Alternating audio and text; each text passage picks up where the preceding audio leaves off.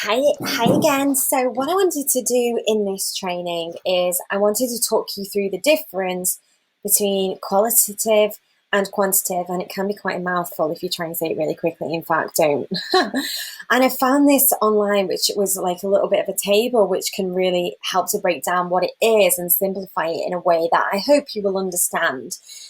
And you probably may have never even heard of the words before, but when you undertake user research, you're doing two different types of user research. So, for example, quantitative research is to quantify data and generalize results from a sample to the population of interest, to measure the incidence of various views and opinions in a chosen sample, and, large providing for outreach to a broader audience. It's structured. However, adding open-ended questions to the survey instrument helps you to probe in key areas. It's based mainly on numbers and statistics. So a really great way to do this, to collect statistical data, which is going to help you with quantitative research, is to do things like surveys. And I thought it would only be helpful if I actually showed you an example of a past client of my own. So we worked with the NHS. And when we did this, we actually created, here we go. So this was, let me just close that down. And this is quantitative research. So basically,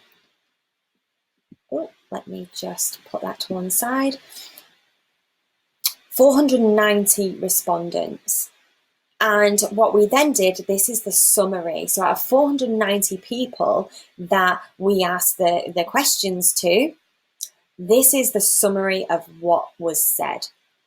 And here, so depending, there's so many different tools out there, and in the advanced training, I teach you how to do this properly and to use the various tools.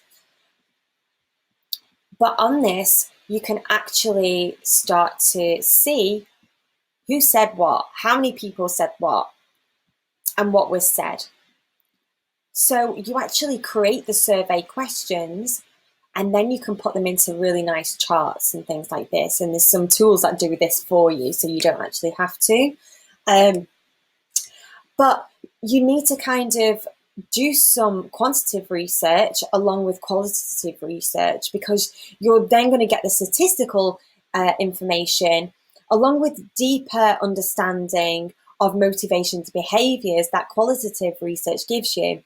So qualitative research is more about the understanding of underlying reasons and motivations, to uncover prevalent trends in thought and opinion. It's semi-structured, and it tends to be non-statistical, focusing on words or images. So when I do quantitative research, I might do research in focus groups. So I might gather a small focus group together, or I might do a one-to-one interview.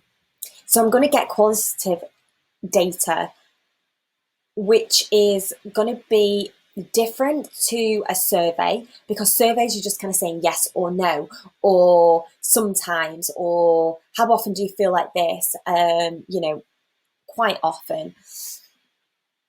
And what we want to explore when we do qualitative research is we want to understand on a deeper level.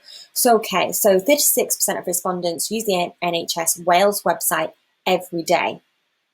This can be like really great insight, but then I might want to do some qualitative research more on like a one-to-one basis to understand the reasons why. Why are 18% only using it less than a month? Why are 36% of users using it every day, but why is it only 36%? That's only a third of users use the NHS websites every day. And obviously they're niching down. So this was to a specific audience, but this can provoke further questions. So usually I do quantitative research first, and then I would do qualitative research. And I would say usually you want to be targeting with quantitative research a minimum of 100 to 200 applicants, which you can do via social media and you can do via Facebook groups. And then qualitative research, you can do it with, 8 to 12 people, and each session may be 30 to 60 minutes long. But you don't just do it once. Again, things are constantly changing. You might want to do a second interview on something else. So that's one. So I'm going to delete that now. And then for another client that we did last year, so this one, 19 surveys were completed, 12 interviews and Facebook group. This was on the staff research. So, sorry, that should actually say 190 surveys completed and not 19. So I've just noticed an error there. And what we did with some of them, we then summarized their pain points and desires. And this is a really great way, because when you're going to start chatting to your prospects, you really need to understand not only what personality type they are, but what pain points they have and where they actually want to be. And what you can do from this is, when you're interviewing people and you're really understanding this, you're going to get an overall sort of feeling and understanding of what most people are saying. Now, everybody is going to have their own little thing going on, but this is going to help you create a hook. This is going to help you understand your users better. And as you can see, there was just so much. I did quite a lot of different types of research. So sometimes I went in groups and did research. Sometimes I just did short surveys. I would screenshot things that came out of group, because I really wanted to understand on a deeper level, you know, more about these people and what they were saying. And also what I'd do as well is I'd create like a journey map. So I could create like a journey map of the customer. So here they go. They go through. So this is for the client that I had. They wanted to do like sales calls, webinar, sign up, get feedback. So this is a journey map of what would actually happen when. So these are the users, for example. So there's a teacher. The teacher would reach out to Global Bridge. Global Bridge would then reach out to the teacher. Teacher would do this. Then Global Bridge would reach out next. And then we look at the emotions. And in the advanced training, I teach you how to do this. And these are so powerful. I've actually found that when you actually implement a user journey map similar to this into your process and into your research, the results are even better, because we're going so much deeper into understanding. If you think, I don't need to do that, you're always going to have mediocre results. And that is the truth, because I've been doing it for so long. I know what works best. I don't create these because I think they look pretty. Well, I do. I do think they look pretty, but they serve a purpose.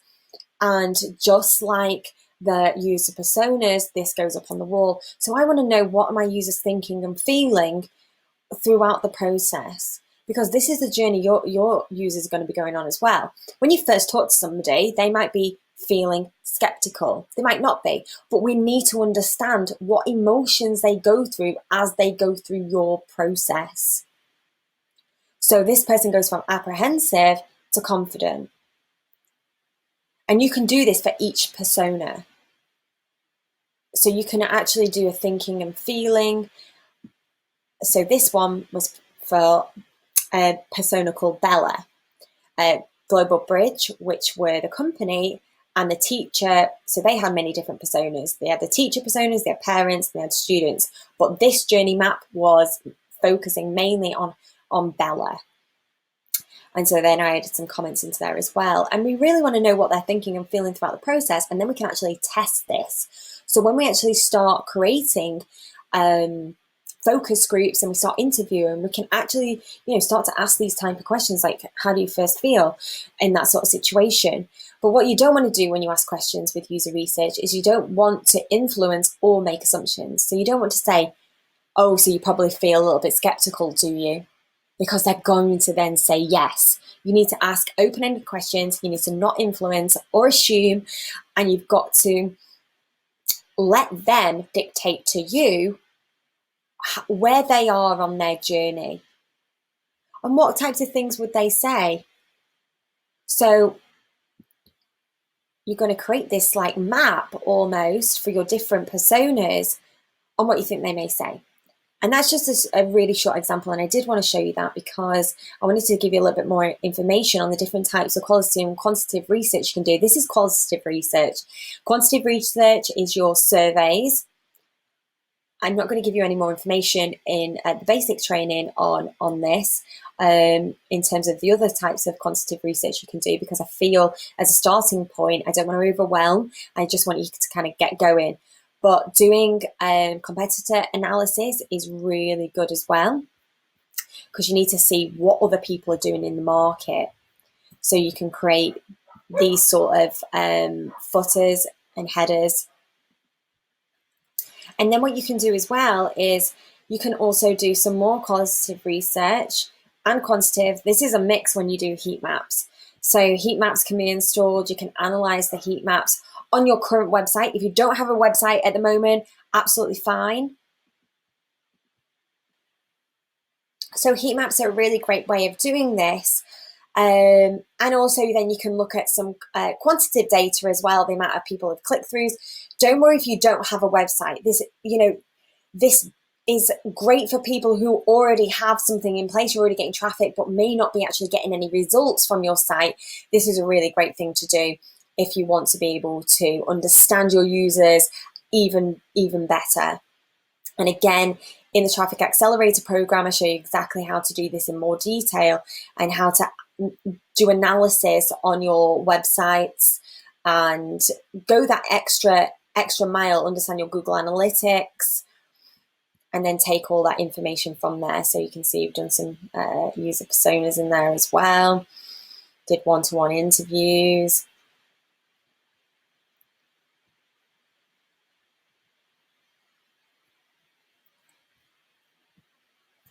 There we go. So just see if these are still active. This is a long time ago now. So I use a tool. Okay, I'd have to log in.